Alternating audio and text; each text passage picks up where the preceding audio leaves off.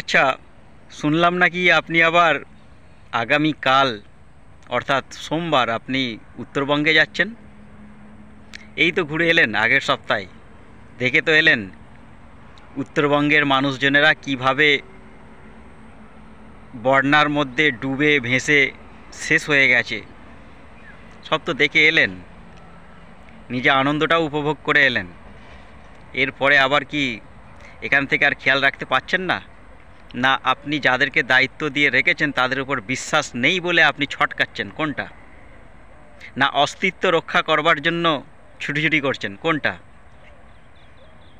যেভাবে খগেন মুর্মুকে, একটা আদিবাসী সম্প্রদায়ের মানুষকে যেভাবে জানে মেরে ফেলার চেষ্টা করা হয়েছে, একজন সাংসদকে, একজন ল মেকারকে, দেশের আইন তৈরি করতে যারা সহযোগিতা করে সেই রকম ধরনের একটা মানুষকে যেভাবে আপনারা মেরে ফেলার চেষ্টা করেছেন, আদিবাসী প্রেম দেখাচ্ছেন।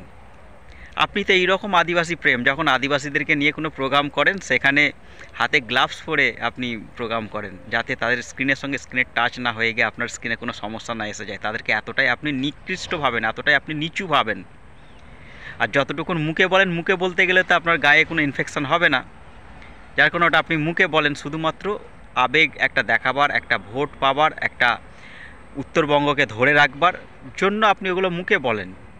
আপনি বাস্তবে কিন্তু ওটা নয়, যেটা আপনি মুখে বলেন বাস্তবে ওটা নন। আপনার কার্যকলাপে অনেক জায়গায় প্রমাণ হয়ে গেছে। আর যেভাবে আপনার ওই গুন্ডা বাহিনী কিছু কিছু এলাকাতে, সব কিছু কিছু বলাটা ভুল হবে, পশ্চিমবঙ্গের প্রত্যেকটা এলাকাতে আপনার ওই ক্ষুদ্র ক্ষুদ্র যে ভয়ঙ্কর শক্তিশালী অশিক্ষিত এক বিশেষ সম্প্রদায়ের যে গুন্ডা বাহিনী আছে, আর সেই গুন্ডা বাহিনীর হাতে যেভাবে খগেন মুর্মু শিকার হয়েছে সেটা গোটা বিশ্বের মানুষ দেখেছে। একটা আদিবাসী সম্প্রদায়ের মানুষকে কিভাবে মেরে ফেলার চেষ্টা করা হয়েছে। এটুকুন জেনে রেখে দেবেন, যে মানুষটাকে আপনার ওই গোন্ডা বাহিনীগুলো মেরে ফেলার চেষ্টা করেছে, উপরওয়ালা তার আয়ু রেখেছিল বলে বেঁচে গেছে, কিন্তু এখন তার যা অবস্থা, মনে হয় এখন 6-8 মাস সে এখন হয়তো তাকে হসপিটালে অ্যাডমিট থাকতে হবে। 6-8 মাসের আগে সে হয়তো সুস্থ স্বাভাবিক হবে বলে মনে হয় না। আর যদি সুস্থ হয়ে ফেরার পরে আমাদের মতন স্বাভাবিক কোনো দিনই থাকতে পারে না। যেভাবে তাকে আক্রমণ করা হয়েছে, যেভাবে এইভাবে এই জায়গার হাড় ভেঙে দেওয়া হয়েছে, নাকের হাড় ভেঙে দেওয়া হয়েছে, বা এই সমস্ত জায়গাগুলোকে যেভাবে জখম করা হয়েছে, সে সুস্থ হওয়ার পর কোনো দিনই একটা স্বাভাবিক মানুষের মতন জীবনযাপন করতে পারবে না। আর সুস্থ হতেও তার 6-8 মাস সময় লেগে যাবে। 6-8 মাসের আগে আমার মনে হয় না সে হসপিটাল থেকে বেরোতে পারবে। এই রকমভাবে আপনারা আক্রমণ করেছেন। আর যার কারণেই আপনাদের ওই ত্রিপুরাতে যে একটা ওই সিকিউরিটি দিয়ে, ওয়াচম্যান দিয়ে একটা অফিস প্রদীপ জ্বালানোর মতন টিম টিম টিম টিম করে জ্বালিয়ে রেখে দিয়েছিলেন, ওই ড্রেস ওটা ওই জন্য ভেঙে দিয়েছে ত্রিপুরার মানুষজন। কারণ ত্রিপুরার মানুষজন বুঝে গেছে এটা একটা দেশদ্রোহী সরকার, দেশদ্রোহী দল। পশ্চিমবঙ্গে যে সরকারটা চলছে সম্পূর্ণ দেশের বিরুদ্ধে। এ দেশের জনগণের কথা শোনে না, যে দেশের মানুষ যেটা চায় তার বিরুদ্ধে যায়। যার কারণে ওরা কোনো অংশে মনে করেছে যে এই রকম একটা দলের, এরকম একটা সংগঠনের যদি অফিস আমাদের রাজ্যের মধ্যে থাকে তাহলে আমাদের রাজ্যটাও শেষ হয়ে যাবে। যেভাবে পশ্চিমবঙ্গের মানুষ অতিষ্ঠ হয়ে গেছে ওদের অত্যাচারে, ওদের কার্যকলাপে, একটা সময় আমাদের ত্রিপুরার মানুষজন এরকম হয়ে যাবে। অতএব ভ্রূণটাই নষ্ট করে দাও, সেই জিনিসটা করেছে। তবে আপনারা জেনে রেখে দেবেন, এই যে চারিদিকে পুলিশকে দিয়ে করছেন, পুলিশের কি এটা কাজ তৃণমূলের ঝান্ডা সোজা করা? তাই যদি হয়, পুলিশের যদি তৃণমূলের ঝান্ডা সোজা করার যদি কাজ হয়ে থাকে, তাহলে বিজেপির ঝান্ডাগুলো এরকমভাবে রাস্তায় গড়াগড়ি খায় কী জন্য? বিজেপির ঝান্ডাগুলোও তো সোজা করতে পারে। আমার এলাকার কথা বলছি, আমার এলাকার কথা আমি বলছি। আজ থেকে 8 বছর আগে আমার এলাকাতে ভারতীয় জনতা পার্টির পক্ষ থেকে ঈদের শুভেচ্ছা বার্তা জানাবার জন্য 85খানা ব্যানার করেছিলাম। ব্যানারগুলোর সাইজ ছিল 3x8, সম্ভবত আমার খেয়াল পড়ছে না, 3x8 হবে। 85খানা ব্যানার তৈরি করেছিলাম। আমার যে এলাকা আছে সেই এলাকার এক ধার থেকে আমি ব্যানার লাগিয়ে আসছিলাম, আর এক ধার থেকে ওই সন্ত্রাস বাহিনীর দলগুলো ওই ব্যানারগুলোকে ছিঁড়েছে, খুলেছে, পুড়িয়েছে। আমি আমার লোকাল পুলিশ স্টেশনে অভিযোগ করেছিলাম, পুলিশ কোনো রকম পদক্ষেপ নেয়নি। হ্যাঁ, ফিল্ড ওয়ার্ক যেটা করে সেটা করেছিল, কিন্তু পদক্ষেপ সেভাবে কিছু নেয়নি। তখন কোথায় ছিলেন? সেই ব্যানারগুলো আপনারা রক্ষা করতে পারতেন না? যখন এরকমভাবে নষ্ট করছিল আপনাদেরকে তো ইনফর্ম করেছিলাম। তাহলে কি তৃণমূলের ঝান্ডাটা কি অন্য কিছু ব্যাপার আছে নাকি? অন্য কিছু ইশারা বোঝায়, অন্য কিছু মিনিং বোঝায় নাকি? তবে হ্যাঁ, এইটুকুন বলে রাখি আপনাদেরকে, আজকে যে হাতে আপনারা তৃণমূলের ঝান্ডাকে সোজা করছেন না, কাল যখন পরিবর্তন হবে তখন আপনারা ঠিক ওই হাত দিয়েই বিজেপির ঝান্ডাটাকেও আপনারা সোজা করতে বাধ্য হবেন। কারণ আজকে যে জায়গাতে দাঁড়িয়ে থেকে ওই কাজটা করেছেন, কালকেও তো আপনার সেই জায়গাটাই থাকবে, সেই জায়গায় দাঁড়িয়ে থেকে আপনাকে সেই কাজটা করতে হবে, কিচ্ছু করার নেই। তবে এটা প্রশাসনের কাজ নয়। প্রশাসনের কাজ চারিদিকে খেয়াল রাখা, সব জায়গায় শান্ত পরিবেশ বজায় রাখা, মেনটেন করা, এটাই হচ্ছে প্রশাসনের কাজ। এটা প্রশাসনের কাছ থেকে আমরা আশা করি না।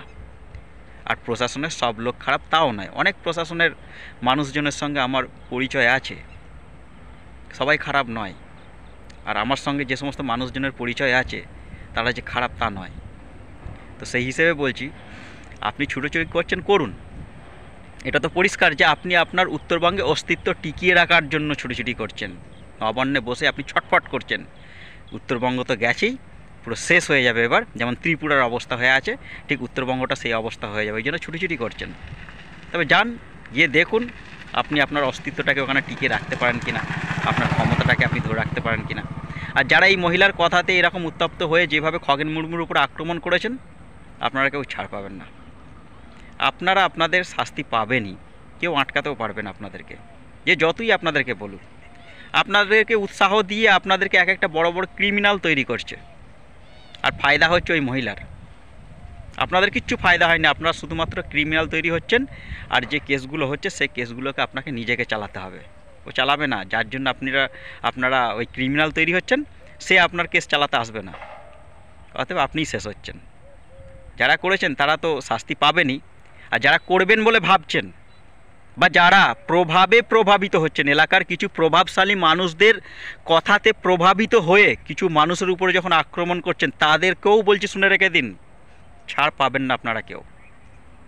আইন আছে, আইন আপনাদেরকে কেউ ছাড়বে না। যখন সেই মানুষটা যে শিকার হবে, সেই মানুষটা যখন আইনের দ্বারস্থ হবে, ছাড় পাবেন না, যত বড় প্রভাবশালী হোক না কেন। তো যাক, সকলে ভালো থাকবেন, নিজেরটা আগে বুঝবেন, ওই মহিলারটা নয়। ও মহিলা ও নিজেরটা ভাবে, ও রাজ্যের মানুষের কথা ভাবে না। রাজ্যের মানুষের কথা যদি ভাবতো তাহলে রাজ্যে এরকম স্বাস্থ্যের অবস্থা এরকম হতো না। 26,000 ছেলেমেয়ের চাকরি যেত না, 42,000 ছেলেমেয়ের চাকরি প্রশ্নচিহ্নের মুখে আসতো না। আজকে যুব সমাজটা আজকে পরিযায়ী শ্রমিক হয়ে অন্য রাজ্যে পড়ে থাকতো না। আজকে রাজ্যে চারিদিকে হাহাকার চলতো না। আজকে রাজ্যে থাকা শিল্পগুলো চলে যেত না। আজকে রাজ্যে নতুন করে শিল্প আসতো যদি উনি চাইতেন, কোনোটাই হয়নি। ইনি নিজেরটা শুধুমাত্র চান, নিজের ভালোটাই চান। বাকি যতটুকুন যা কিছু দেখায় শুধুমাত্র নিজের জন্য করে, ওটা আপনাদের জন্য, কারোর জন্য নয়, গোটা পশ্চিমবঙ্গবাসী কারোর জন্য নয়। এখন এই যে এসআইআর বিরোধিতা করছে, সেটাও উনি দেশ বিরোধিতা করছেন। আর এই এসআইআর নিয়ে যারা ওনার সঙ্গে সাথ দেবেন, জানবো তারা সব কটা বাংলাদেশি এবং রোহিঙ্গার মাল সেগুলো, যার কারণে ওনার সঙ্গে সাথ দিচ্ছেন। অরিজিনালি প্রকৃত ভারতীয় যারা হবে, কোনোদিন এই মহিলার পক্ষে থাকবে না, কোনোদিনই এসআইআর পক্ষে থাকবে, এসআইআরের বিপক্ষে থাকবে না। আর আপনারা খেয়াল রাখবেন, যারা এই এসআইআর নিয়ে রাস্তায় হৈ হৈ করবে, তাদেরকে আপনারা চিহ্নিত করে রাখবেন। সময়ে আপনাদের কাছ থেকে সেই সমস্ত নামগুলো আমরা নিয়ে নেব, তারপর তাদের ব্যবস্থাও আমরা নেব। যাক, সকলে ভালো থাকবেন আপনারা।